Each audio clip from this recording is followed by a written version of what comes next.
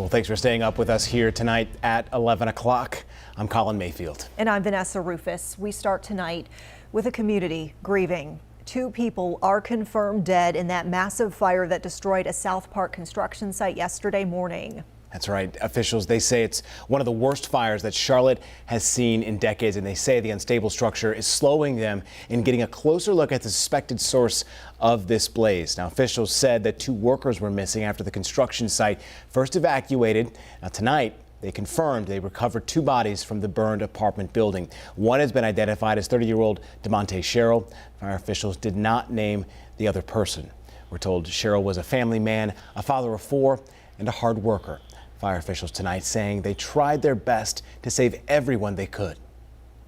Everyone did the best they could. I think they did well beyond the best they could. I think they did a fantastic job in light of the situation that they faced.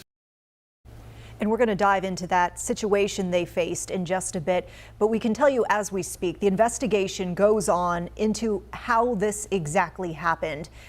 Right now, officials say this was all an accident, but of course they are still combing through all of the evidence here. We're joined now by WCNC Charlotte's Julia Kaufman, who brings us the latest on what we know so far. Julia. Hey, Vanessa, Colin. We're out right in front of the site where the fire happened yesterday. It's pretty dark out here, so you might not be able to see it, or what's left of it anyway, but it's really a devastating sight and a devastating reminder of what happened. And of course, the 2 lives lost. The fire chief says firefighters did everything they could to try to get to the 2 men that were trapped inside, but they couldn't. And they actually ended up needing to be saved themselves. They had gone up and done a search, and were searching in an area, obviously, with limited visibility, and getting in there and trying to locate them. They didn't visually see them. Obviously, they were going by sound and trying to get to them, but were unable to get there before conditions changed. Chief Reginald Johnson detailing what led to firefighters having to be escorted out of the burning building before it collapsed. Sadly, family, friends, and the Charlotte community are now mourning the 2 lives lost. Our hearts ache for those we have lost, for the dreams and aspirations that have been extinguished too soon. All that's left of the site is mostly charred wood and collapsed walls. City leaders shared updates on the fire investigation and their condolences Friday afternoon. Mayor Vi Lyles specifically named one of the victims, 30-year-old DeMonte Sherrill. His family said he was a hard worker, a loving father, and a family man. I want your family to know, Mr. Sherrill's family to know, that we grieve with you, especially for Mr. Sherrill's children. Officials have not confirmed the name of the second person who died. Meanwhile, a construction supervisor says one of his workers remains missing. He's 60-year-old Reuben Holmes. The supervisor shared this photo of Holmes and his sister in hopes of getting in contact with his family. What's your location?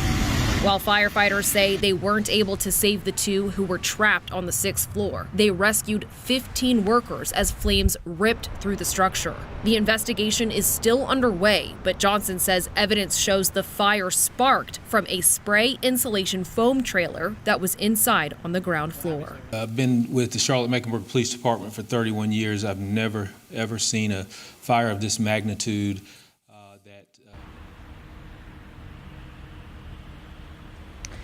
So city leaders also commended firefighters for containing the fire to this one building, preventing it from spreading to the identical apartment wooden structure right next door. And they're actually still here tonight to maintain safety.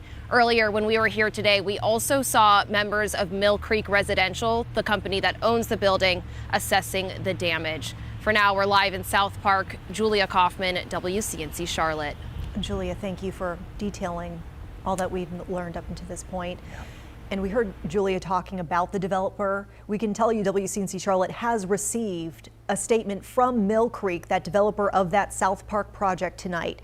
It reads in part, "Our #1 priority is the health and safety of the people who are working there today and those in the surrounding area. Our thoughts are with those who were impacted and their friends and family members. We are gathering as much information as possible on what occurred and will take the appropriate measures to address today's incident." Of course, stick with us here at WCNC for continuing coverage of this deadly fire. We're bringing you all the angles of the story here on air, but also on our digital platforms. Don't forget WCNC.com, the WCNC mobile app, and WCNC Plus. Of course, we also have a WCNC Charlotte YouTube page.